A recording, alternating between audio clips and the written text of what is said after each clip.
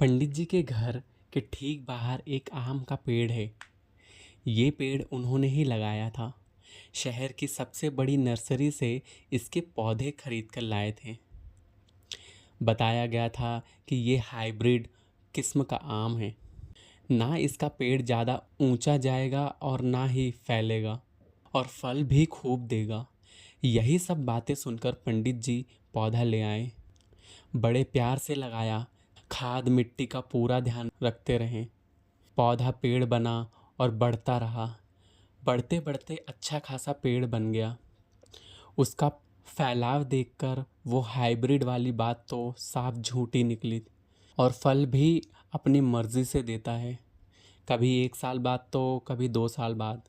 सरला जी मजाक में कहती हैं कि इसका नाम मनमोजी रख देना चाहिए। जब तक पंडित जी ने गीता ज्ञान को गहराई से अपने मन में उतारा नहीं था, तब तक जब भी वो इस पेड़ को देखते, उस नर्सरी को कोसते। लेकिन जब से उन्हें गीता ज्ञान की रोशनी मिली है, उनकी आंखों ने चीज़ों को देखने का ढंग ही बदल दिया है। अब उन्हें पता है कि दुनिया में कुछ भी उनकी एक्सपेक्टेशंस के हिसाब से नहीं होगा। हर किसी के अपने कर्म और उनसे बना भाग्य है। सब कुछ उसी हिसाब से होगा।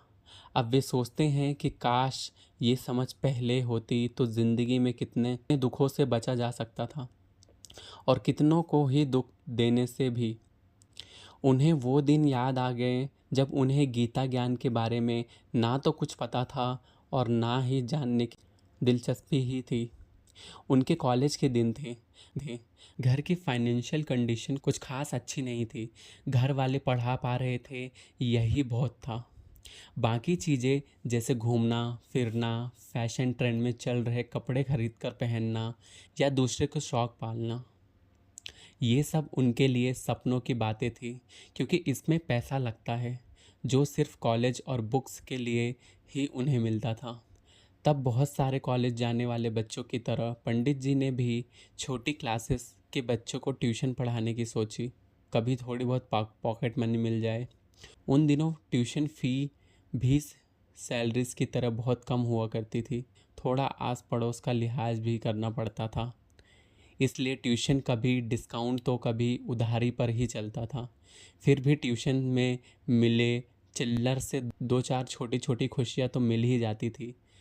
पंडित जी को जो पहला ट्यूशन मिला था, वह उन्हें ज़िंदगी भर याद रहा। बच्चे का नाम था अमन, और वो 5th क्लास में पढ़ता था। रिच फैमिली बैकग्राउंड से होने के कारण अमन हर चीज़ को ग्रांटेड लेता था। उसके पेरेंट्स ने उसके लिए किसी चीज़ की कोई कमी नहीं की थी। वो जो मांगता उसे मिल जाता।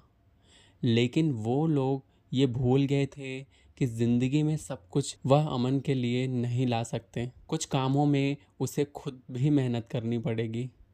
पढ़ाई भी उन्हीं में से एक थी। जब स्कूल में से उसकी परफॉर्मेंस साल दर साल ख़राब होने लगी, तब उसके पेरेंट्स ने उसके लिए ट्यूशन ढूंढना शुरू किया। पता नहीं किसने उन्हें आज के पंडित जी और तब के ब्रजभूषण जी के बारे में बताया, और वो लोग अमन को उनके घर लेकर पहुंच गए। अमन दिल का बहुत अच्छा था, साफ और ईमानदार। अपनी गलतियों पर भी झूठ नहीं बोलता था। पंडित जी ने उसके माँ बाप की सब बातें सुनी और उन्हें भरोसा दिलाया कि वो अमन को स्टडीज़ में बेहतर बना देंगे। कम से कम इतना तो कर ही देंगे कि उन्हें उसके मार्क्स देखकर शर्मिंदगी नहीं झेलनी पड़े। अब जोश जोश में कह तो दिया, लेकिन अमन को पढ़ाना तो दूर, उसे एक जगह सीधा बैठाना भी बहुत बड़ी महाभारत थी। हर 5 मिनट में उसे पानी पीना होता था, और हर 10 मिनट में उसे वॉशरूम जाना होता था। इस सब से जो टाइम बचता था, उसमें कभी वह सीलिंग फैंस को घूरता, तो कभी स्कूल की दोस्तों की बातें करने बैठ जाता था।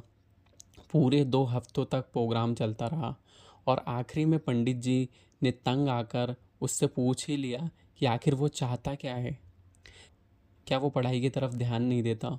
उसके पेरेंट्स उसके लिए कितना कुछ करते हैं, और बदले में बस एक बात चाहते हैं कि वो अपनी पढ़ाई सही से कर ले। लेकिन उससे ये भी नहीं हो पा रहा। इस पर अमन ने कहा कि उसका मन पढ़ाई में बिल्कुल भी नहीं लगता है, वो पेंटर बनना चाहता है। पहले तो पंडित जी बहुत हंसे, लेकिन फिर उन्होंने अमन से कहा कि वो भी पेंटिंग का कोई सैंपल दिखाए। अमन ने उसके बाद जो ड्राइंग बनाई उसे देखकर पंडित जी की आंखें खुली की खुली रह गई। वो ड्राइंग में बहुत टैलेंटेड था और अगर उस पर थोड़ी मेहनत की जाती तो वो उसे बहुत अच्छा कर सकता था। पंडित जी ने उसके पेरेंट्स को इस बारे में बताया तो उन्होंने कहा कि वो इस बारे में जानते हैं, लेकिन उन्हें इससे कोई मतलब नहीं है। उन्हें बच्चे को पढ़ाई में आगे बढ़ता देखना है। इस बात से पंडित जी बहुत निराश हुए। उन्हें लगा था कि अमन के पेरेंट्स उसे एनकरेज करेंगे, उसके टैलेंट को समझेंगे, सबसे ज़रूरी ये है कि अपने बच्चों को समझेंगे।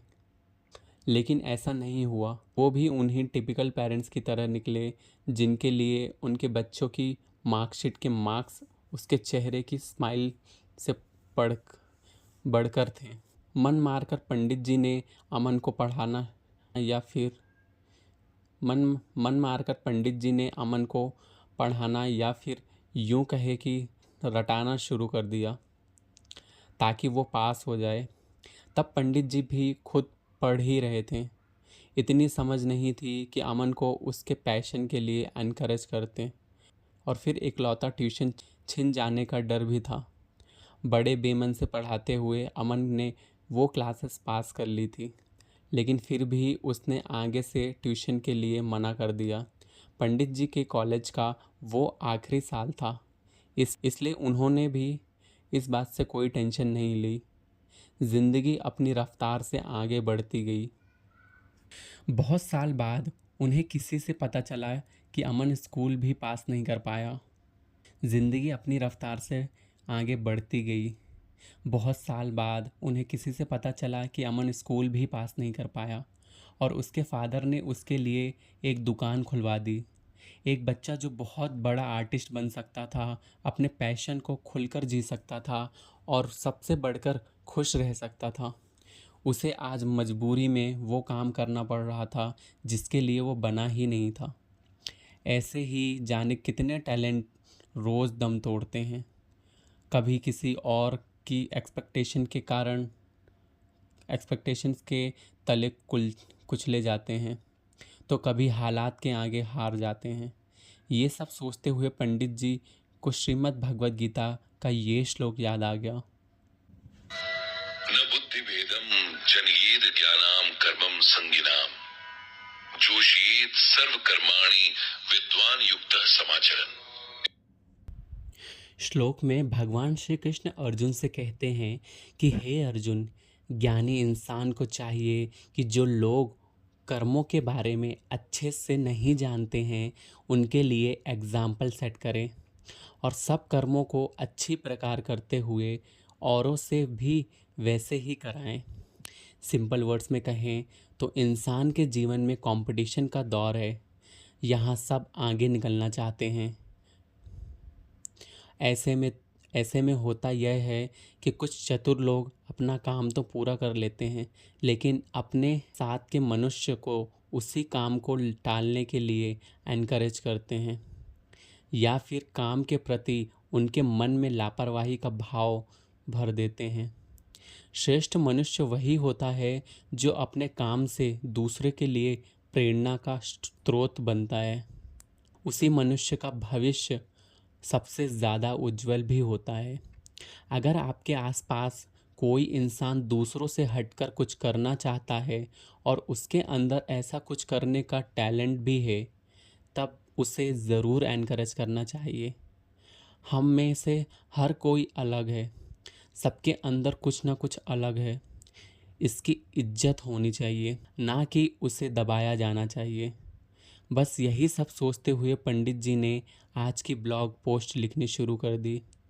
आज वे गीता ज्ञान के ज़रिए रीडर्स, खास पेरेंट्स को ये मैसेज देना चाहते थे कि उन्हें अपने बच्चों को भेड़ चाल में झोंकने के बजाय उनकी कैपेसिटी और कैपेबिलिटी देखकर जो उनका मन करे वो करने देना चाहिए।